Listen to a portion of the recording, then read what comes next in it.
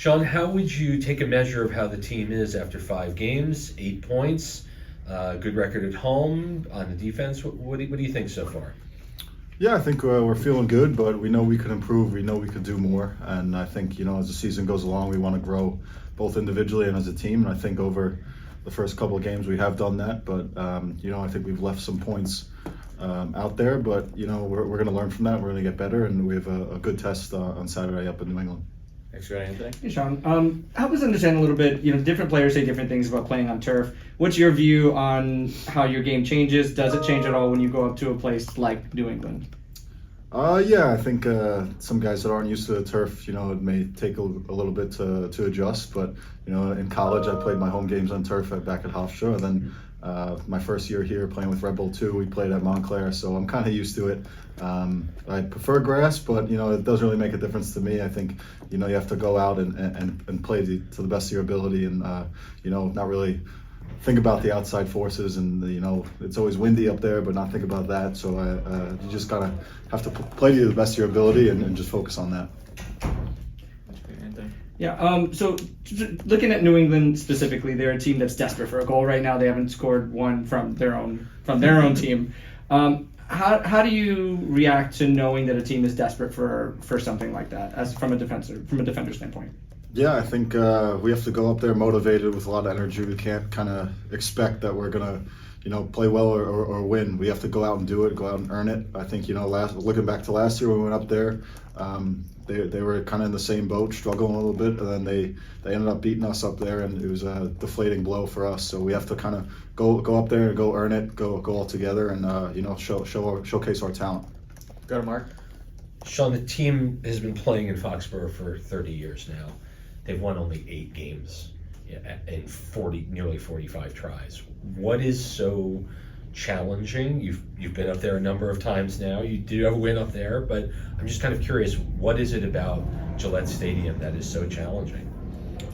Yeah, I think just maybe you don't really adjust to the turf, the wind, the size of the stadium. You kind of trying to get your feet set, and then all of a sudden you're losing momentum in the game. And I think we have to go out, have a great start, and then kind of build our momentum slowly but surely throughout the game, and come back with 3 points. I think we want to be a little more dominant on the road going into these games. We've played well at home, but now we want to surplus that with being dominant on the road as well. So I think it starts on Saturday.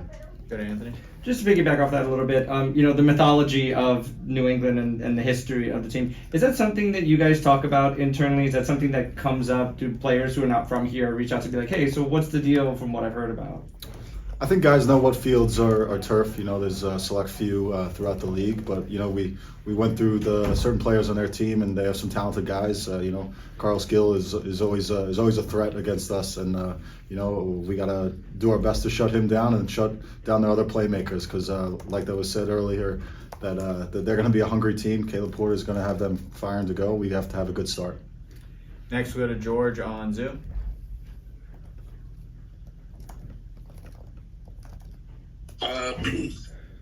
What's up?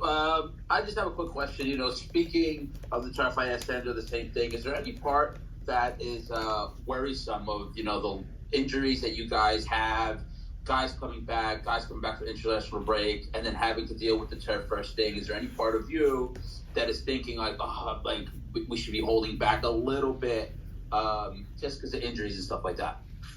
No, I mean, injuries are always kind of unfortunate. It's part of the game. You do what you can to prehab and rehab after the games to kind of limit these things, limit muscle pulls. But those things happen. We want to go out and get the win, get 3 points, and that's our sole focus going into this week. And like what was said, New England, they're a talented team and they're hungry. So we'll see what they have, and I think we want to just go up there and come back with 3 points going into next week. Next, go to Daniel Florenstein. Hey, Sean, hope you're doing all right. What's it been like working with Alexander Hack on the back line? Has the communication been solid so far?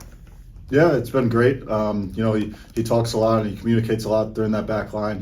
He's played in big games over in Europe, so he knows how to control games and win these small moments. So he's a great addition to our back line, and I think as the games go on, we're only going to get stronger, or hope to get stronger as a back line and as a team. Everyone, we have time for 2 more questions. Sean, first we go to Daniel Reban. How you doing, Sean? Just to piggyback off that last question, you played the majority of the games this year with Hack and Noah Ella. Just talk about your chemistry with them and how nice it's been just to play with those 2 guys majority of the season instead of rotating like a bunch last year.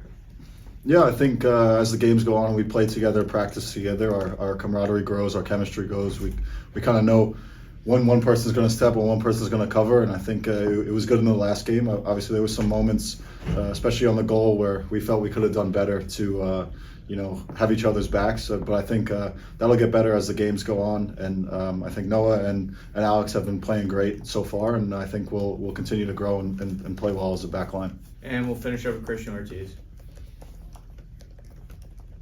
Hey, Sean. Just wanted to ask you any observations you made with your brother Sean Nealis, who's been great so far last year, this year. Anything that you have mentioned to him to be prepared for this Saturday? And secondly, just has there been any conversations regarding Carvalho's red card last game? Something to keep in mind, to be careful with the refs for next game? Thank you. Yeah. For the first part, I think, like you said, Dylan's been playing well. I think early on in preseason, he was kind of coming back from a little groin kind of injury, so it took him a little bit to get back up to shape. But I think as he's been in games, he's been dominant on the right side and real versatile. And I think in the second part, we talked about in video with don't really talk back to the refs, and I think that's kind of a theme throughout the league. Don't talk back, just kind of play your game, focus on your game, and focus on the next play. And I think Felipe, he's done well with us. He scored 2 bangers last year in the playoffs, and him coming back into shape, he's played well coming into these games. So he's a big piece for us, important. So we'll miss him a little bit, but hope to have him back next week. Sean, thank you for joining us. We appreciate your time. Thank you.